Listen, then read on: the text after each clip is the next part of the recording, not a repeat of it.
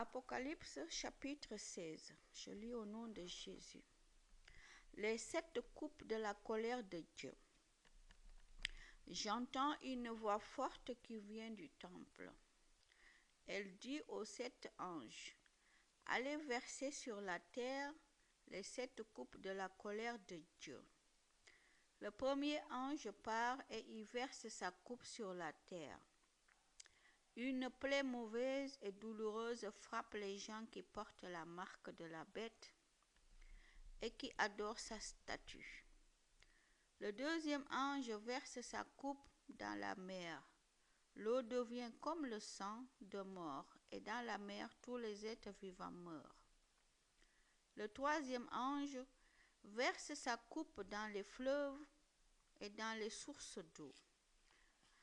Alors l'eau devient du sang, et j'entends l'ange de l'eau, il dit, « Toi qui es et qui étais, toi le Saint, tu es juste en jugeant de cette façon.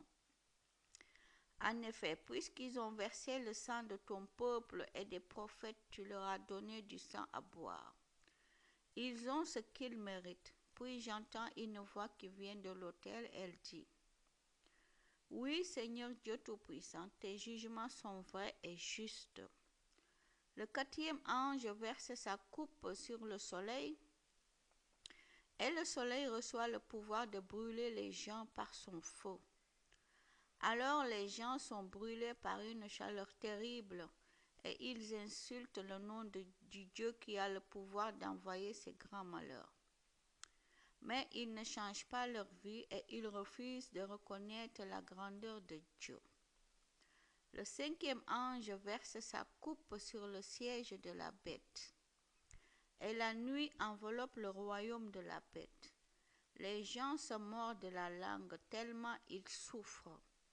Ils insultent le Dieu qui est au ciel à cause de leurs souffrances et de leurs plaies, mais ils continuent à faire le mal. Le sixième ange verse sa coupe dans le grand fleuve Euphrate, et le fleuve devient sec.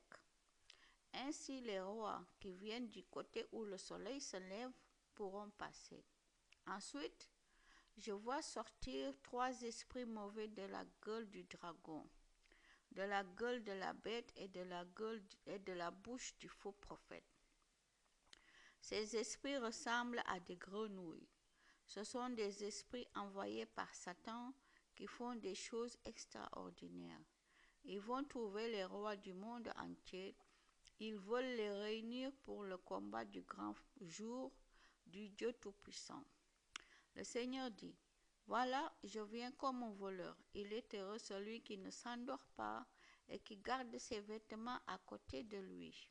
Ainsi, il ne marchera pas tout nu et il n'aura pas honte quand les gens le verront. » Les esprits mauvais réunissent les rois à un seul endroit. En hébreu, on appelle cet endroit Armageddon. Le septième ange verse sa coupe dans l'air. Une voix forte sort du temple. Elle vient du siège de Dieu et dit, « Maintenant c'est fait. » Alors il y a des éclairs, des bruits, des coups de tonnerre et un tremblement de terre très violent. Depuis qu'il y a des êtres humains sur la terre, on n'a jamais vu un tremblement de terre comme celui-là. La grande ville se fend en 3 parties, et les villes de tous les pays s'écroulent.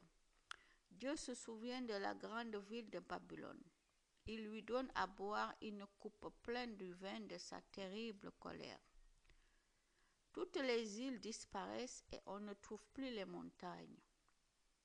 Des gros blocs de glace tombent du ciel sur les gens.